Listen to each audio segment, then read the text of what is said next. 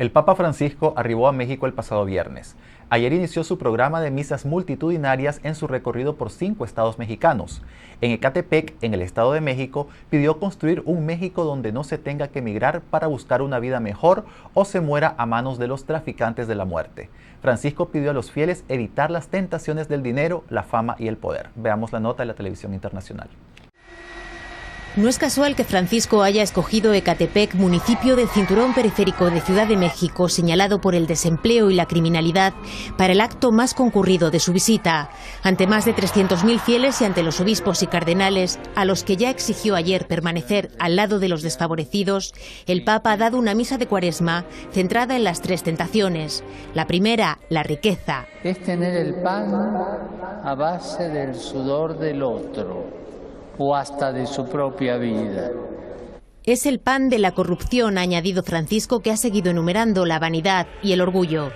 En un país de 122 millones de personas, donde solo 1 millón concentra casi la mitad de la riqueza y donde 4 hombres acaparan el 9% del PIB, Bergoglio ha criticado una sociedad de pocos y para pocos, demasiado tolerante con el mal.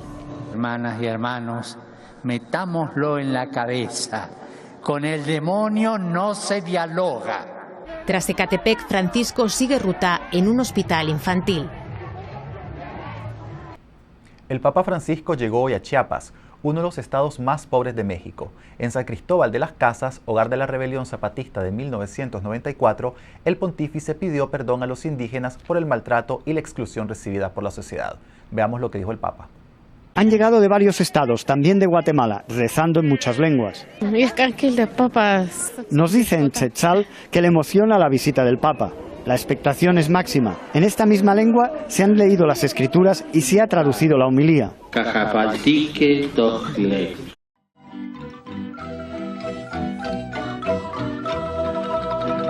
Recibieron al Papa engalanados con sus trajes e instrumentos típicos y las lecturas y otras oraciones de la ceremonia fueron leídas en varios de los idiomas locales, además del español.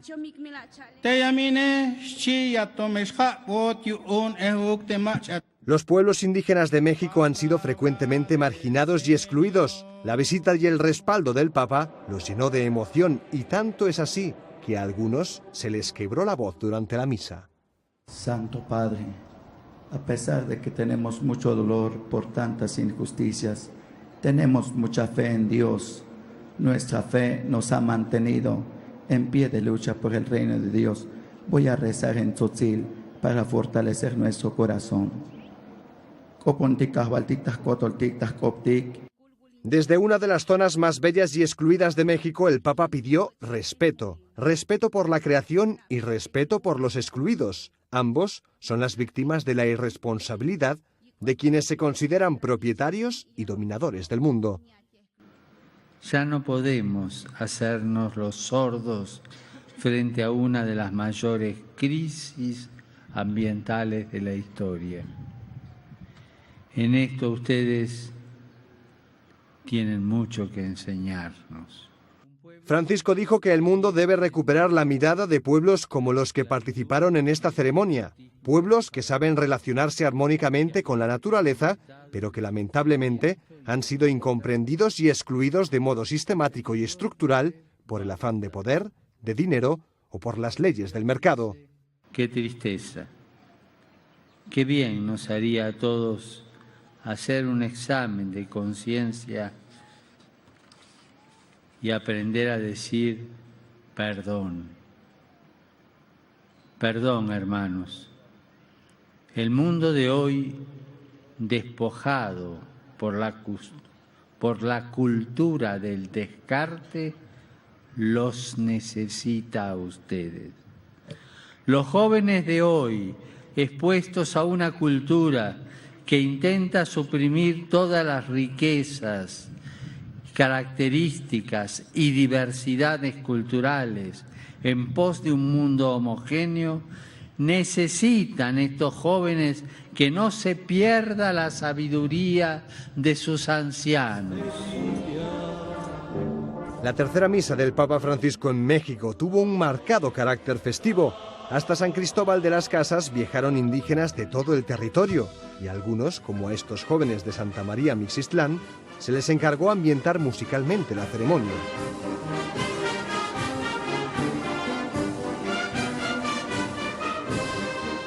El nombre original de la región era San Cristóbal, pero se le añadió de las Casas en honor a Bartolomé de las Casas, el célebre religioso defensor de los indígenas.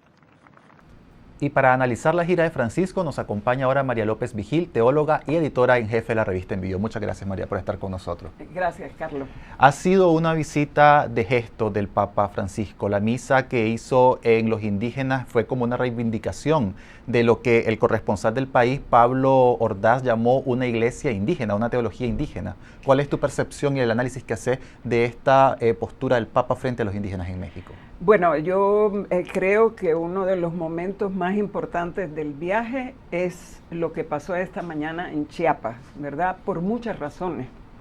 Es decir, hay que entender, el Papa antes de la misa fue a visitar la tumba de Monseñor Samuel Ruiz, uno de los obispos de América Latina más extraordinarios, que junto a Leónidas Proaño en Ecuador se ocuparon de los indígenas y dignificaron sus culturas. Samuel Ruiz fue un hombre combatido por el Papa Juan Pablo II.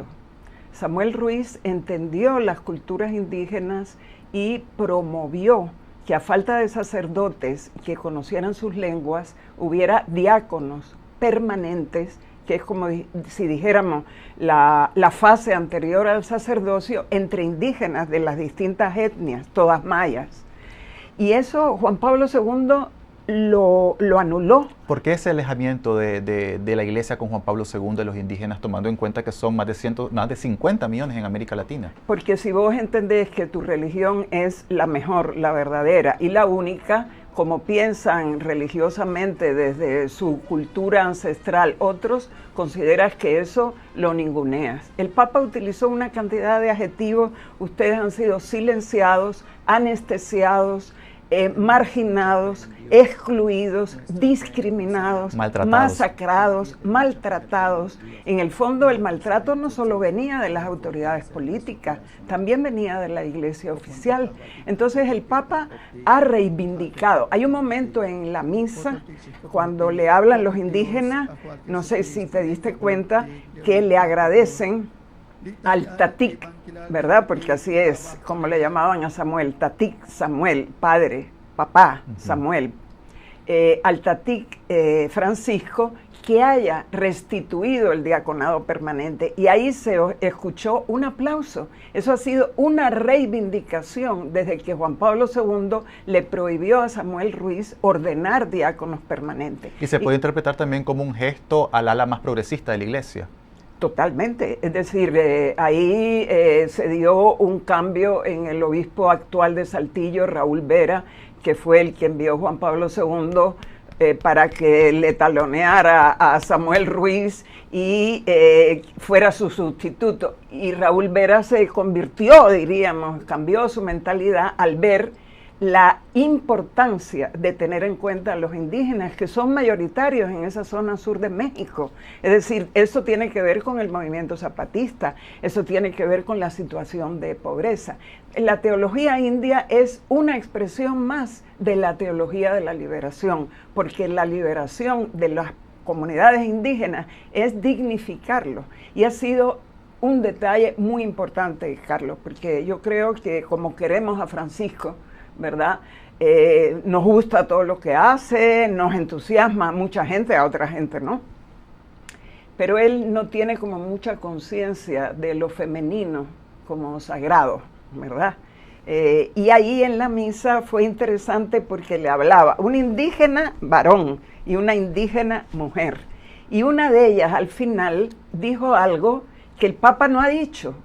Cuando ella dice, desde nuestro libro sagrado, el Popol Vuh, le agradecemos a corazón del cielo y corazón de la tierra su presencia. Nosotros, dijo, creemos en Dios Padre y Madre, porque las divinidades de las tradiciones mayas son masculinas y femeninas.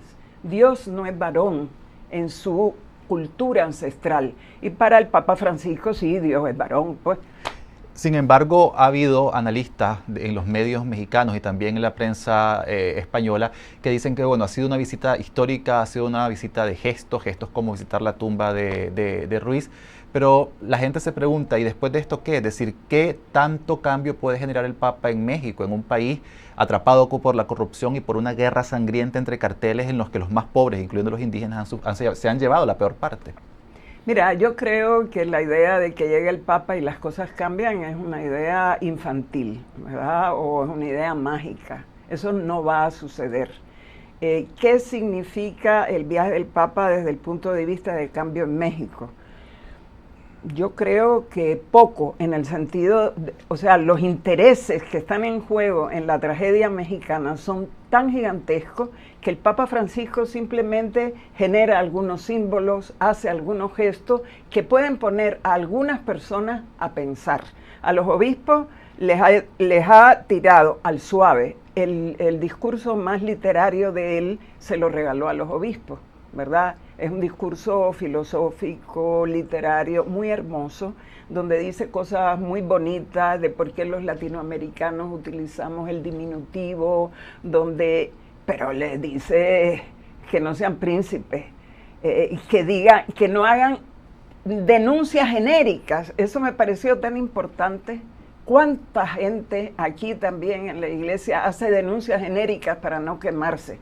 Estoy por la justicia, pero no dice quién es el injusto. Me gustaba lo que dijo Rochú aquí antes, cómo se evadió José Adán Aguirre ayer, de decir que la desigualdad económica de este país los privilegia a unos cuantos y a otros no. Y que lo denuncian los mismos empresarios en la encuesta del propio Lo señalan, no sé si lo denuncian, pero lo señalan. Eso es lo que está el Papa denunciando en México. Una sociedad de profundas desigualdades, ¿verdad? Entonces yo creo que la denuncia genérica, hay que ponerle nombre. O sea, para que la denuncia no sea genérica hay que poner nombre, cuál es la empresa, cuál es el empresario, cuál es...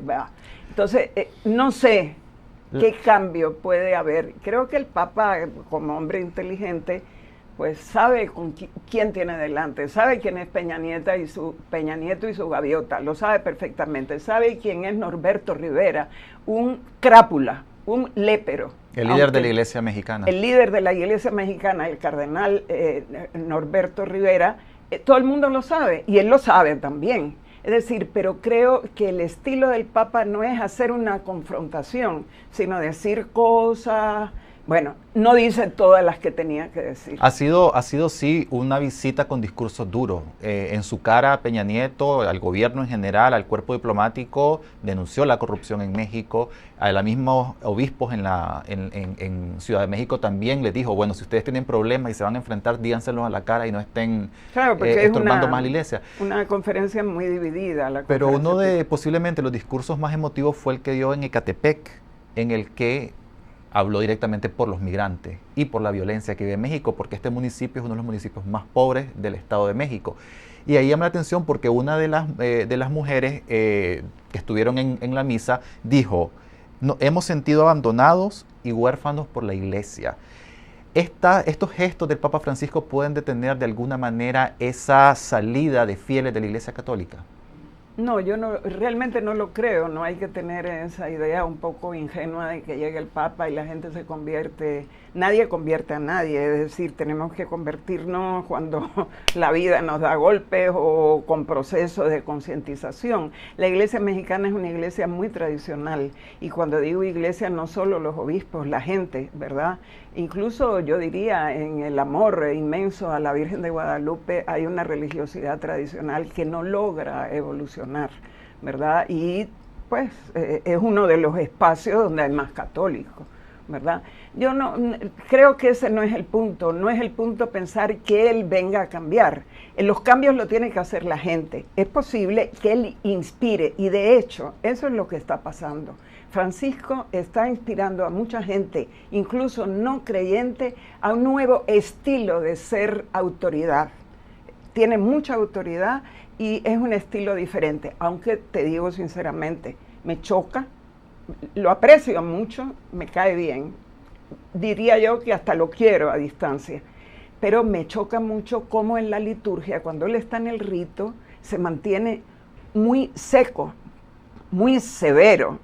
Fíjate que hubo, no sé si viste, al final de la misa en Chiapas, anunciaron que iba a haber un ritual de danza, que era una forma de oración, porque con el cuerpo se hace oración. Entonces empezaron a tocar una música de violines y los indígenas se movían. Yo dije, el Papa va a hacer algo, ¿verdad? Porque incluso dicen que sabía bailar y le gustaba. No, se mantiene rígido. Yo creo que mientras los ritos de la Iglesia Católica sean tan rígidos, tan severos, muchos evangélicos solamente porque cantan, porque brincan, porque saludan, van a ser más festivos y van a comunicar una alegría mayor. Creo que ahí, no sé por qué Francisco tiene, diría yo, una esquizofrenia. En la liturgia es severo y cuando se ríe, cuando está con la gente, se ríe de verdad. O cuando está en el avión papal, ¿no? Que se pone los sombreros Disfruta, mexicanos. sí, con los pero periodistas. Juan Pablo se ponía sombrero. El otro gran tema pendiente, hablabas del tema femenino con el Papa, pero el otro gran tema pendiente también es la pederastia, siendo México uno de los países con más escándalos. Sí, es decir, ahí hubo un asesino en serie, un delincuente en serie, que fue Marcial Maciel, el fundador de los Legionarios, un monstruo, ¿verdad? Presentado por Juan Pablo II como modelo de juventud, ¿verdad? Entonces, ahí hay muchos seminaristas, muchos jóvenes, muchos sacerdotes que fueron abusados por ese hombre.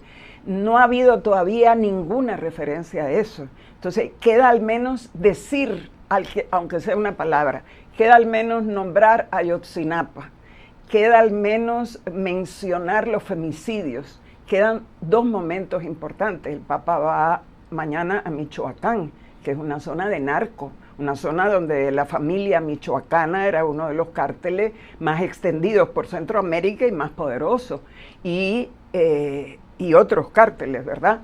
Va a Ciudad Juárez, un lugar que fue famoso hace un tiempo por los femicidios. ¿Dirá algo?